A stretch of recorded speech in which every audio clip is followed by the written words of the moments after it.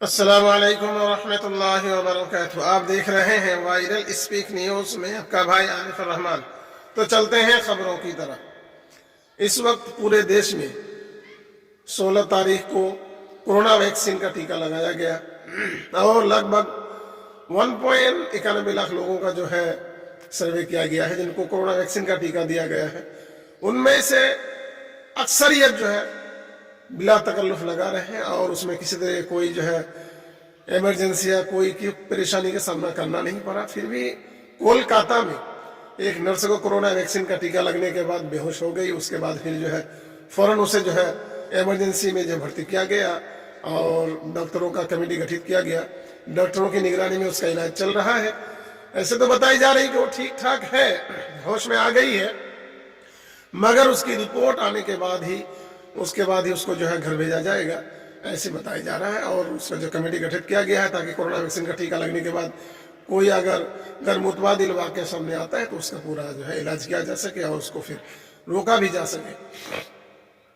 तो चलते हैं दूसरी खबर की तरफ। राम मंदिर का काम रुक गया है और जो पूरे पुरजोर तशद्दुद और मारा मारी काटा काटी मस्जिद को शहीद किया गया, बाबरी मस्जिद को, तो भी मुसलमानों को मारा काटा गया। फिर अभी भी वही एक फिरका वारियत को जो अंजाम दे रही है बीजेपी सरकार। उस वक्त कांग्रेस का अमल में ऐसा हुआ था, जिसमें बीजेपी भी उसको अंजाम तक पहुंचा रही है। शुरुआत कांग्रेस करती है और अंजाम तक बीजेपी पहुंचाती है। गाय के कानून को ले लीजिए, कांग्रेस के अमल में पास हुआ लेकिन बीजेपी उसको लागू करके गई। एनआरसी का मुद्दा हुआ, कांग्रेस पास करके गई लेकिन लागू बीजेपी कर रही है। तो ये दोनों एक ही दरख्त के दो पहलू हैं और इसका बनाना है, उसका लागू करना है। तो यही सब मिला जुला कर देखा जाए तो मुसलमानों के लिए कोई ऑप्शन नहीं बचता। मुसलमानों के लिए एक ही ऑप्शन है जो मजलिस इत्तेहादुल मुस्लिमीन है, इसके अध्यक्ष बैरिस्टर असदुद्दीन अवैसी है। तो बात कर रहे थे बाबरी मस्जिद की। तो बाबरी मस्जिद को शहीद किया गया और जो जुल्म और तशद्दुद की बुनियाद पर मंदिर को कायम करने की कोशिश की जा रही है, मंदिर बनाने की कोशिश की जा रही है, जो बार बार नाकामियां सामने हाथ आ रही है। अंधा भक्तों को बड़ी मिर्ची भी लग रही होगी कि आखिर बन क्यों नहीं रहा। कि मुसलमानों में एक बात खुला हुआ पैगाम है कि एक बार जहां पर मस्जिद बन जाती है तो कयामत तक वहां पर मस्जिद ही शनाख्त होती है। भले तुम उसको कुछ भी कर लो, बाद में तोड़कर कुछ भी बना लो, पर वह मस्जिद ही निशानदेही होती है।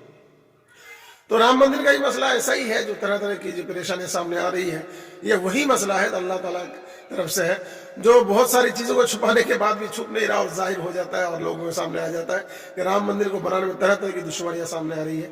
बताया जा रहा है कि IIT के इंजीनियर्स और टाटा के इंजीनियर्स को मिलाकर जो है बातचीत कर रहे हैं और उसका नया जो है डिजाइन बनाया जा रहा है। उसके बाद ही 26 जनवरी के बाद ही काम चालू हो सकता है, ऐसा बताया जा रहा है।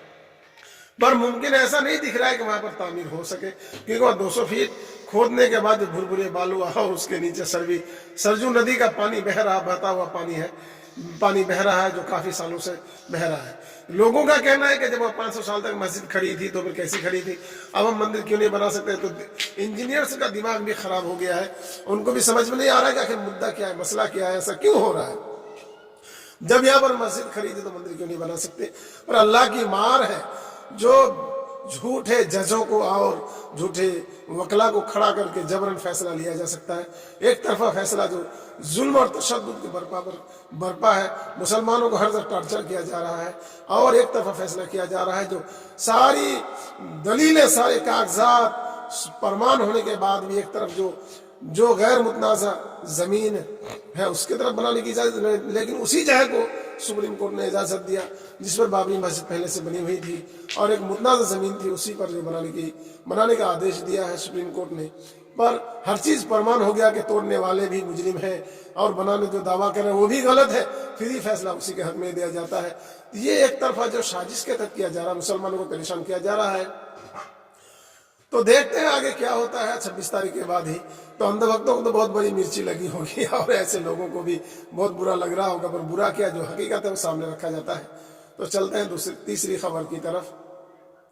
जो इस वक्त पूरे भारत में मजलिस इत्तेहादुल मुस्लिमीन बहुत बड़ी पार्टी के तौर पर उभर रहा है और उभर कर सामने आ रहा है, और लोग हैरान है कि आखिर ये मसला क्या है।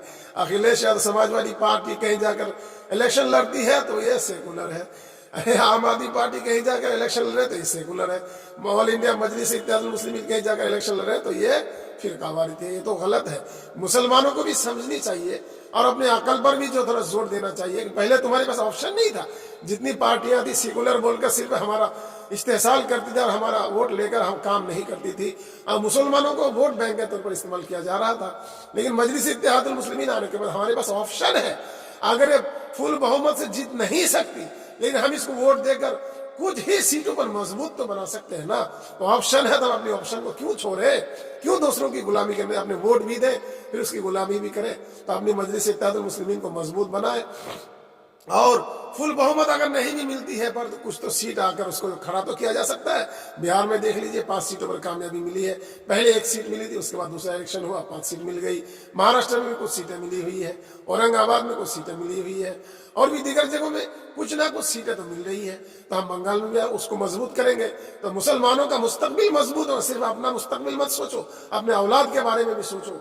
जब हमारे इस वक्त हम खड़ा कर देंगे तो तुम्हारे औलाद जब बड़े हो जाएंगे तो उसके उम्र में मजलिस इत्तेहादुल मुस्लिमीन मजबूत बावकार खड़ा होकर इलेक्शन लड़ेगी और अपना हुकूमत बनाएगी। तो फायदा भी तुम्हें होगा, तुम्हारे नस्लों को होगा। इसलिए मुसलमानों, अंधभक्ति छोड़ो, हदीस कुरान को भी फॉलो करो और अपने मुस्तकबिल को मजबूत बनाने के लिए ऑल इंडिया मजलिस इत्तेहादुल मुस्लिमीन को वोट दो और मजबूत बनाओ।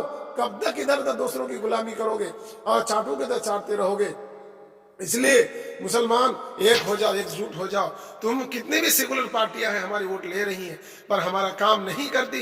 यही है हमारे भारत का जो एक सच है। जो सेकुलर पार्टियां हैं वो हमारा तो वोट लेती है पर मुसलमानों का काम नहीं करती। मुसलमानों को सिर्फ वोट बैंक बनाकर रख दिया है, कोई काम नहीं हो रहा है। आज भी किसी भी सरकारी पोस्ट में मुसलमानों की संख्या बहुत कम है।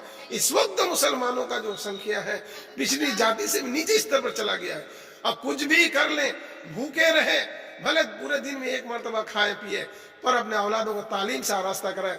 अपने इस्लाम की भी तालीम दे और दुनियावी तालीम को भी पुरजोर उसकी डिग्रियां हासिल करे, ताकि इससे तालीम होगी उसके बाद ही तरक्की का रास्ता मुमकिन हो सकता है। इसलिए तालीम जरूरी है।